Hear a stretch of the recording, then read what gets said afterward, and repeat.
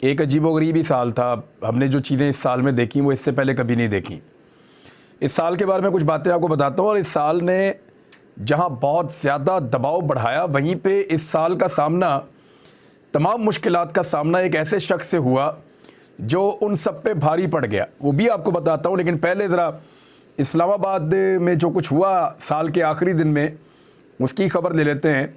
जहाँ पे भी इंतखाबात होते हैं, इम्पोर्टेड हुकूमत उससे भागती है और वो ये कहते हैं कि इंतखाबात में हिस्सा ना लेना पड़े वरना पाकिस्तान तहरीक इंसाफ जीत जाएगी। 101 यूनियन कौंसिल में इंतखाबात थे, जिनमें से गालिबन 2 में पीपल्स पार्टी थी और 35 में PMLN थी।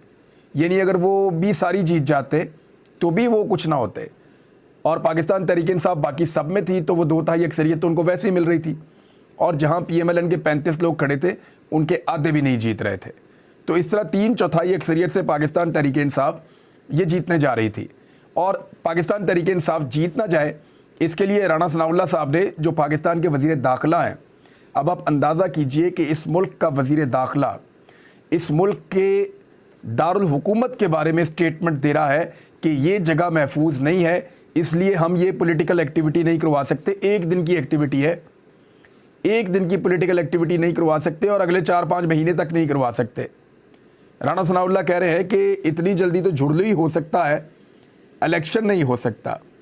यानी राणा सनाउल्लाह साहब का ये स्टेटमेंट जो है, चंद घंटों में शफाफ नहीं, सिर्फ झुड़लू इलेक्शन हो सकते हैं। इस्लामाबाद में इंतज़ामिया किसकी? PDM की। ब्यूरोक्रेसी किसके कंट्रोल में? PDM के। पुलिस किसके कंट्रोल में? PDM के। एस्टेब्लिशमेंट के साथ ताल्लुकात किसके अच्छे हैं? PDM के। यानी सारी चीज़ें जो हैं वो PDM के पास हैं। तो झुड़लू किसने फेरना है? झुड़लू तो निज़ाम के साथ मिलकर फेरा जाता है।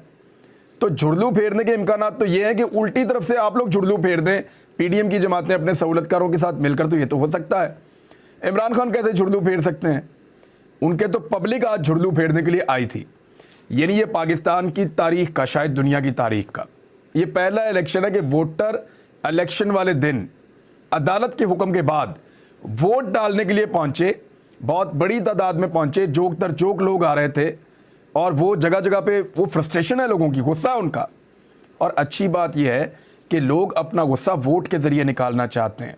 उन्होंने कोई और रास्ता नहीं अपनाया। लोगों ने शुक्र करना चाहिए पाकिस्तान के इदारों को इस बात का, लोग वोट के ज़रिए अपना गुस्सा निकालने का सोच रहे हैं। तो वो जो लोग वोट डालने के लिए जोक दर जोक आए, उन्हें वहाँ पे पोलिंग स्टेशंस पे पता चला कि यहाँ पे तो पोलिंग का अमला ही नहीं पहुँचा, यहाँ पे तो इलेक्शन कमीशन ही नहीं आया। तो इलेक्शन कमीशन ने PDM सरकार के साथ मिलकर ये फैसला कर लिया गुज़िश्ता रात कि ये इलेक्शन नहीं करवाने। और पाकिस्तान की तारीख में पहली मरतबा हुआ कि वोटर आ गए और बैलेट पेपर नहीं आए, इलेक्शन कमीशन का अमला नहीं आया और उन्होंने इलेक्शन ही नहीं करवाया। यानी इलेक्शन से भागने की ऐसी बदतरीन मिसाल भी इससे पहले कभी नहीं मिली। अब फैसला ये हुआ है कि एक अपील कर दी है हुकूमत ने, इलेक्शन कमीशन भी इसमें फरीक बन जाएगा। पाकिस्तान तहरीक इंसाफ ने फैसला किया कि तौहीन अदालत लगवाई जाए, क्योंकि अदालत का हुक्म था, इसके बावजूद इन्होंने नहीं करवाया। और इलेक्शन कमीशन पहले अदालत में कह चुका है कि हमारी तैयारी है, हम ये इंतखाबात करवा सकते हैं, लेकिन फिर भाग गए। तो अब अगर ये चाहे अदालत और इलेक्शन कमीशन, तो अगले 1 हफ्ते के अंदर ये इस्लामाबाद के इंतखाबात हो सकते हैं। दूध का दूध और पानी का पानी हो जाएगा, सबको पता चल जाएगा। दूसरी जानिब इलेक्शन कमीशन की अगर कोई रह गई है थोड़ी बहुत इज्जत, तो वो भी अब ख़त्म कर दी उन्होंने इस फैसले के बाद और इस हरकत के बाद। यानी इमरान खान साहब का जो कहना था, और वो बार बार कह रहे थे कि इलेक्शन कमीशन जो है वो मिला हुआ है PDM की जमातों के साथ और वो हर जगह पे हर फैसला पाकिस्तान तहरीक इंसाफ के ख़िलाफ़ कर रहा है, जैसा कि इमरान खान साहब को नायल भी किया गया। तो कोई लोग मानते थे और कोई नहीं मानते थे। लेकिन अब जिस तरीके से इलेक्शन कमीशन ऑफ पाकिस्तान ने अपने आप को एक्सपोज किया है, मामला और ज़्यादा क्लियर हो गए हैं। इस्लामाबाद में बल्दियाती इलेक्शन ना करवाने पर PTI का इलेक्शन कमीशन को फारिग करने का मुतालबा, ये भी उन्होंने मुतालबा कर दिया। अब इस पर आज़म नज़ीर तारड़ साहब ये कह रहे हैं कि पाकिस्तान तहरीक इंसाफ दानिस्ता तौर पे इलेक्शन कमीशन ऑफ पाकिस्तान को जो है वो टारगेट करती है या उसको बदनाम करती है। उन्होंने ये लफ्ज़ इस्तेमाल किया है कि इलेक्शन कमीशन को मुतनाज़ बना रही है पाकिस्तान तहरीक इंसाफ। आज़म नज़ीर तारड़ साहब ये कह रहे हैं कि हम इलेक्शन चाहते हैं, इलेक्शन के अमल में कानून और शफाफियत के तकाज़े पूरे होने चाहिए। अब आज़म नज़ीर तारड़ साहब कह रहे हैं इस्लामाबाद के लाखों शहरियों को वोट के हक से कैसे महरूम किया जा सकता है, पीटीआई दानिस्ता तौर पर इलेक्शन कमीशन को मुतनाज़ बनाने की कोशिश कर रही है। अभी चंद महीने पहले तो 101 यूनियन काउंसिल्स बनाई हैं गर्मियों में, और ये 4-6 महीने के अंदर क्या इतनी आबादी बढ़ गई इस्लामाबाद की, या कोई नया एक सर्वे हो गया इस्लामाबाद का, या मरदमशुमारी हो गई है जिसके बाद आपको दोबारा बनाना पड़ रहा है? तो ये सिर्फ इलेक्शन से भागने का बहाना है। अब तहरीक इंसाफ ये कहती है कि असद उमर साहब ने कहा है कि बल्दियाती इंतखाबात ना करवाने पर वफाकी हुकूमत को तनकीद का निशाना बनाया और कहा कि हमारे साथ मैदान में आओ, हमारा मुकाबला करो। उन्होंने इलेक्शन कमीशन से सवाल किया कि आपकी तैयारी क्यों नहीं थी। इलेक्शन कमीशन का ये कहने का जवाब कैसे बनता है कि वो तैयार नहीं थे। अदालत को इलेक्शन कमीशन को फारिग कर देना चाहिए। फवाद चौधरी साहब ने इसमें कहा कि इस्लामाबाद में वोटर पोलिंग स्टेशन के बाहर खड़े हैं, लेकिन अदालत के वादे अहकामात के बावजूद इंतखाबात रोक दिए गए हैं।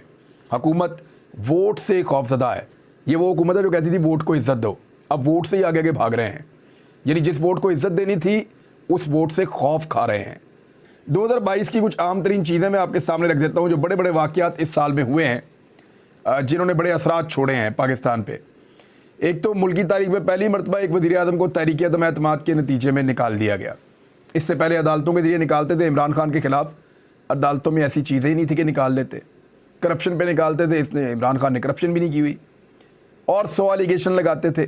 उन्होंने कुछ ऐसा किया ही नहीं तो निकालने के लिए तहरीक अदम एतमाद का ऑप्शन लाना पड़ा, और साल के अंदर अंदर इमरान खान साहब को निकाल दिया जाना था।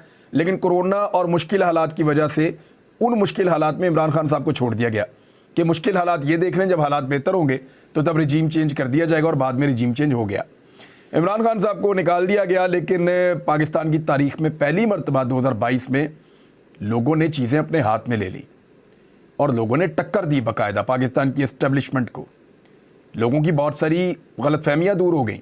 यानी ये साल पाकिस्तान की एस्टेब्लिशमेंट और पाकिस्तान की आवाम के अंदर एक रिफ्ट वाला साल था जिसने एक दूरियां पैदा की हैं। इमरान खान साहब ने इसमें असम्बलियां तहलील कर दी थी, लेकिन सुप्रीम कोर्ट ऑफ पाकिस्तान के फैसले के बाद वो असम्बलियां वापस आई और फिर दोबारा अदम एतमाद का वोट हुआ, रजीम चेंज ऑपरेशन मुकम्मल हुआ। अमरीकी साइफ़र भी इसी साल में आया। यानी इससे पहले पाकिस्तानियों को नहीं पता था, मुझे खुद नहीं पता था ये साइफ़र क्या होता है। लेकिन जब ये साइफ़र आया, इसके ऊपर अभी तक पाकिस्तानी शर्मा रहे हैं। नई नवीरी दुल्हन की तरह पाकिस्तान के तमाम इदारे, ये सुप्रीम कोर्ट में भी पड़ा हुआ है, मौजूदा हुकूमत के पास भी है, लेकिन कोई इस साइफ़र के ऊपर तहकीकात करने को तैयार नहीं है, क्योंकि ये साइफ़र खुद बताता है कि पाकिस्तान में रजीम चेंज ऑपरेशन कैसे हुआ।